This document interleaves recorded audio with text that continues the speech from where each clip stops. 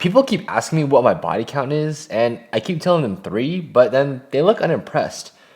I kind of feel like that's a lot of camera bodies. What a weird question.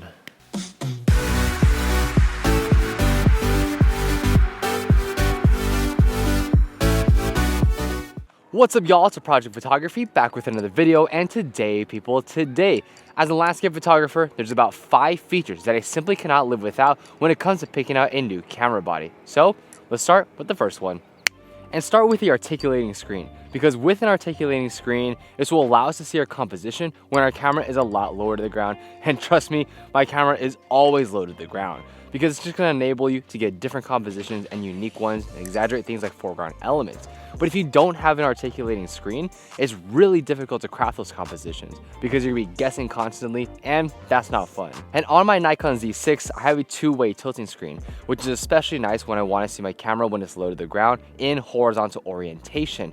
Another great thing is that because the screen is directly behind the camera itself, it's much easier to craft those compositions. It'll be a lot more consistent. One issue I do have with the Nikon Z6 is that when it's in vertical orientation, I can't just flip the screen out vertically and see my composition, so I do have to guess a little bit more then, which is why 3-way tilting screens are the most ideal screen for landscape photographers. Cameras like the Nikon Z8 are especially great for this because you can see your camera in horizontal and vertical orientation when it's low to the ground. On top of it, it is also directly behind the camera, which makes just grabbing compositions so much more consistent. And having that 3-way tilting screen with the vertical orientation is especially nice when you're exaggerating those foreground elements, because I'm most of the time going to be using it in vertical orientation anyways.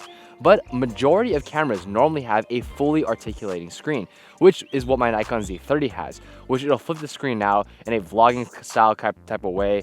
And this is especially great because you can see your camera when it's in vertical orientation and horizontal orientation.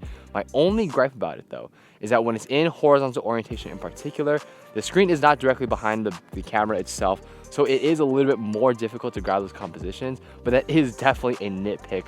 I love using my Nikon Z30 for landscape photography for that reason. I mean, having the ability to see your camera in vertical and horizontal orientation is just such a big advantage. A fully articulating screen is not as ideal as a 3-way tilting screen, but I definitely prefer it over a 2-way tilting screen. But a flipping screen is not the only thing that's really important for landscape photography, as having a camera with a small form factor is especially great for landscape photography. The biggest reason why: we want smaller camera gear to be as minimalistic as possible. With smaller camera gear that is both lighter and more compact, we can carry more stuff in our camera bags and overall make the hiking experience a lot more pleasant, which is a big reason why I gravitated towards the Nikon Z6 in particular. Not only is it very compact for a full frame camera, but it's also very lightweight, only coming in at 667 grams. That's a fantastic weight, and I honestly haven't had any issues with its form factor or weight. The other camera that I use is my Nikon Z30, which comes in at a mere 405 grams, and it is even smaller than my Nikon Z6. And both those cameras in conjunction really don't take up a lot of weight or a lot of space. And for landscape photography, I enjoy having 2 camera bodies, mainly because when I'm out there in the elements shooting landscape photography, I don't want to have to be changing lenses, so I don't expose a sensor to things like dust or seawater. So because we have smaller and more lightweight camera bodies, we're able to carry 2 as a result. Small and lightweight camera gear is honestly one of the most important features that I look for in a camera body.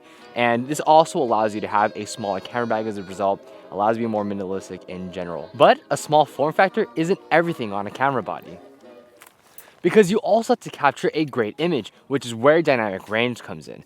Now, dynamic range is the most important aspect when it comes to capturing an image, mainly because a lot of the times during those landscapes, we're going to have very high highlights and very dark shadows, which for me, I'm exposing for those highlights, bringing up those shadows in post, and with better dynamic range, we can have cleaner images overall. We can retain more sharpness, reduce the amount of noise in the image, and come out with a much cleaner, more pleasing image overall. This overall helps you just retain more detail throughout the image, and if you have a camera with bad dynamic range, it makes the editing process just so much more difficult, which is why I really love the Nikon Z6. Now, yes, this doesn't have an insane megapixel count, but when it comes to dynamic range, it's actually incredibly good. It's excellent. It's the best camera that I've ever used. And I easily can expose for the highlights, bring up those shadows in post without losing much detail at all, which is why the Nikon Z6 is my main camera body. But there's 2 main factors that will affect how great your dynamic range is. and it's a lower base ISO and larger camera sensors. So let's first talk about the base ISO, because generally speaking, a lower ISO will lead to better dynamic range, whereas a higher ISO will lead to worse dynamic range. But for majority of other niches of photography, we're going to want to raise that ISO to reduce the amount of motion blur that comes into the frame so we can increase our shutter speed.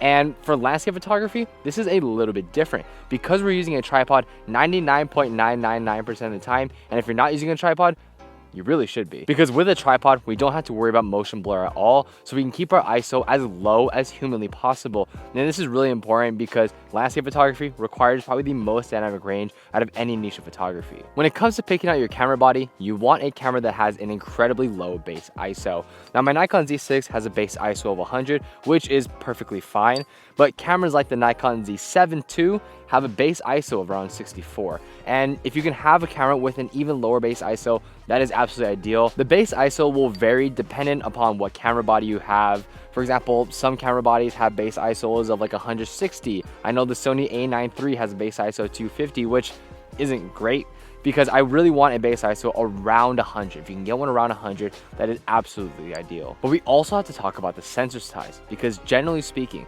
larger sensors will perform better when it comes to dynamic range versus smaller sensors. And for me, I use both a APS-C size sensor in my Nikon Z30 and a full frame sensor in my Nikon Z6, and I can absolutely tell the difference. First of all, with a Z6 full frame camera, much cleaner, especially at that base ISO. We're able to just have much more details, but versus something like a Nikon Z30, I will say it does have very good dynamic range for an APS-C size body, but I can tell that there's noise even at the base ISO, which isn't fantastic. There's other ways to kind of work around it, but I mean, you want generally speaking, a larger sensor. Also, one kind of random side note is that I also would rather have a newer camera, because generally speaking, they are going to perform better when it comes to dynamic range versus something like a 20-year-old Nikon D1, which, to be honest with you, may perform well, but with newer technology, it's just going to be a lot better. But at the end of the day, having all these features are necessary for capturing great landscape photography, but just because your camera doesn't have all these features